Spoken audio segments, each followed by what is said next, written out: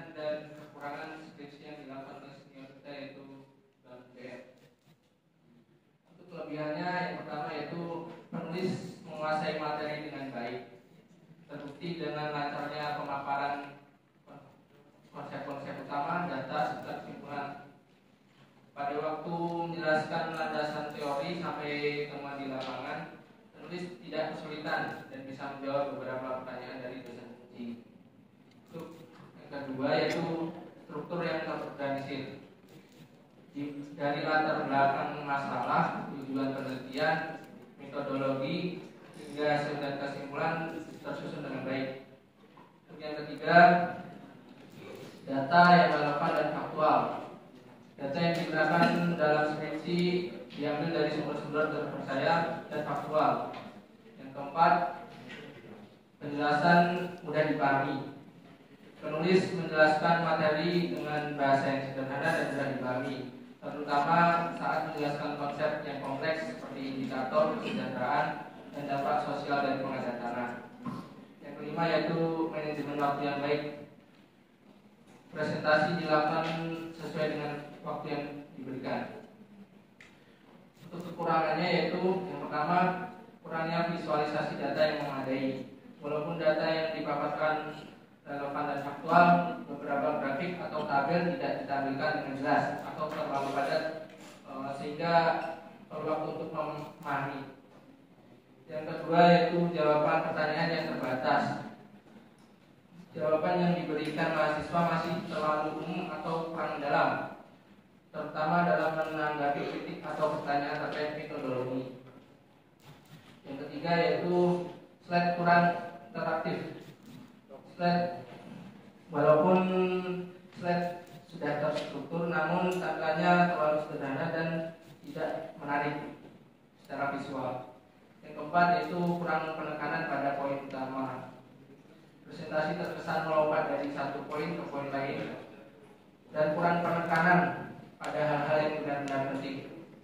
Yang kelima yaitu kurangnya pembahasan aplikasi praktis. Penulis lebih berfokus pada penyampaian penelitian,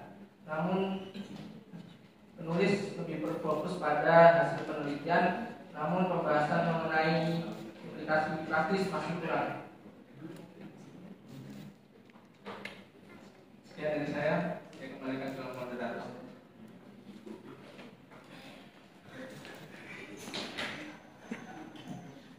Baik, terima kasih kepada saudara Rian atas penyampaian materinya. Kemudian kita lanjut pada pembahasan yang akan diawali oleh saudari Dewi. Kemudian dilanjut oleh saudara Nisa. Waktu dan tempat saya minta.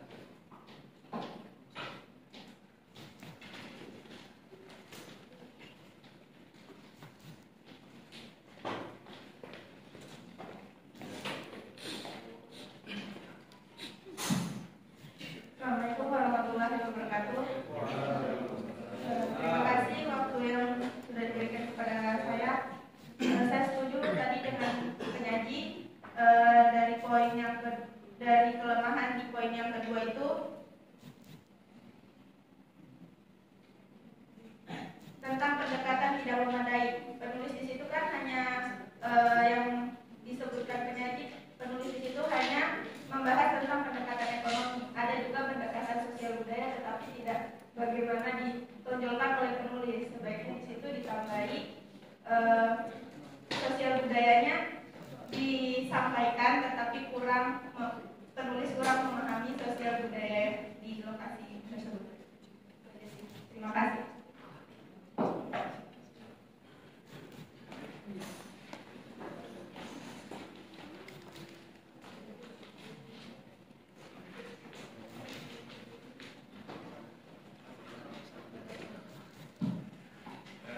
Selanjutnya saya akan membahas tentang apa yang disampaikan oleh penyaji.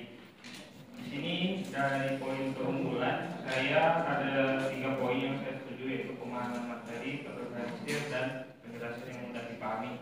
Namun ada sedikit tambahan dari keunggulannya yang bisa saya rangkum, yaitu hasil penelitiannya. Di sini hasil penelitiannya juga cukup bagus karena membandingkan data hasil dari ganti rugi dengan data tingkat kesejahteraan yang ada di PPS, di mana itu meyakinkan atau dapat menjadi pedoman bahwa strategi itu perlu ada pendampingan dan itu harus.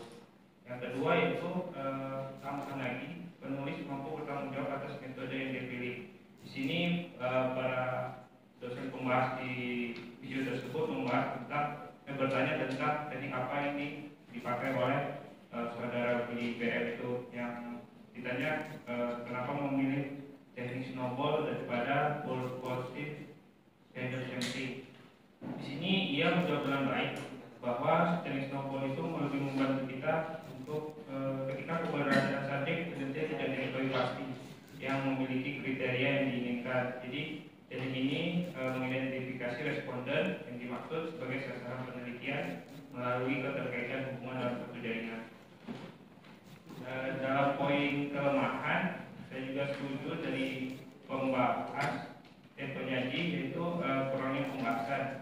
Namun di sini saya lebih juga menambah lagi tentang format yang tentang kelemahannya, yaitu yang pertama ada penulisan masih kurang rata kanan, masih banyak rata kiri. Yang kedua itu sama seperti pembahas satu, yaitu pendekatannya tidak memadai. Kita ketahui bahwa dalam menjelaskan kesejahteraan itu ada 4 aspek, yaitu aspek ekonomi, sosial, budaya, dan psikologis. Jadi yang kita ini hanya membahas dari 1 dari 4 aspek kesejahteraan tersebut. Jadi hanya seperempat yang ia bahas. Jadi menurut saya itu masih kurang. Yang selanjutnya yaitu peneliti kurang atau melewatkan hal yang penting. Di sini hal yang penting itu dikutip dari sebagaimana tipan beliau dalam pandangan appraiser yang menyinggung kerugian non fisik dan atas ganti rugi. Sini kerugian non fisik seperti aspek kerugian emosional dan aspek kerugian spiritual. Dimana kita ketahui sendiri di Bali itu sangat lekat dengan budaya, seperti di mana tanah dengan Tuhan dan dengan manusia, seperti itu. Selanjutnya yang terakhir kedalaman dalam menjelaskan. Di sini dalam hasil wawancara peneliti dengan informan belum dibedah secara spesifik, di mana hanya kalau ukurnya itu kesejahteraan itu lebih ke ekonomi, sedangkan masa saya sebelumnya itu kesejahteraan tidak hanya melulu tentang ekonomi, jadi juga kita harus lihat juga dari aspek sosiologis dan psikologisnya. Di sini peneliti hanya membahas bahwa di informan tersebut hanya membahas tentang hanya menceritakan tentang penghasilannya per hari itu 50.000 itu. Jadi sini peneliti kurang memahami kedalaman apa yang dimaksud dengan 150.000 itu. Apakah itu dia sejahtera atau dia sanggup dengan penghasilan perharinya 150.000.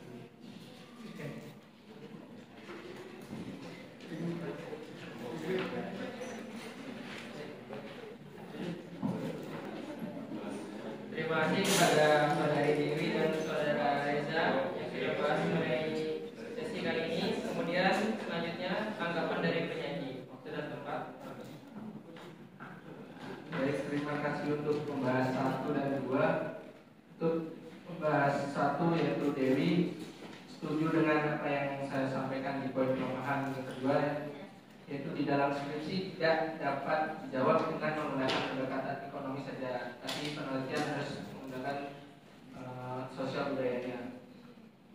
Untuk pembahas kedua yaitu Mas Reza, secara keseluruhan setuju, tetapi memberikan tambahan yaitu yang pertama, hasil penelitian yang baik. Hasil penelitian berhasil menjelaskan dan juga dapat dijadikan pedoman dalam pengadaan tanah di mana saja, karena peneliti dapat membandingkan data hasil dengan tingkat kesejahteraan yang ada di BPS. Yang kedua, yaitu penulis mampu bertanggung jawab terhadap metode yang dia pilih.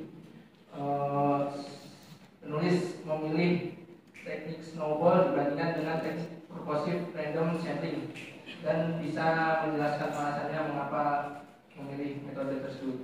Untuk tambahan di bagian kekurangan yaitu yang pertama penulisan hasil penelitian masih terdapat kekeliruan. Yang kedua yaitu pendekatan tidak memadai, sama seperti yang disampaikan dari tadi, pendekatannya tidak hanya soal ekonomi saja, tetapi juga terkait dengan sosial budayanya. Yang ketiga yaitu peneliti tidak teliti aspek kerugian emosional, kerugian spiritual bahwa tanah dengan Tuhan, dengan manusia di Bali sangat lekat dan tidak bisa sembarangan pindah-pindah dari tanah satu ke tanah yang lain. Mungkin itu saja yang bisa saya sampaikan. Banyak-banyaknya mohon maaf. Assalamualaikum warahmatullahi wabarakatuh.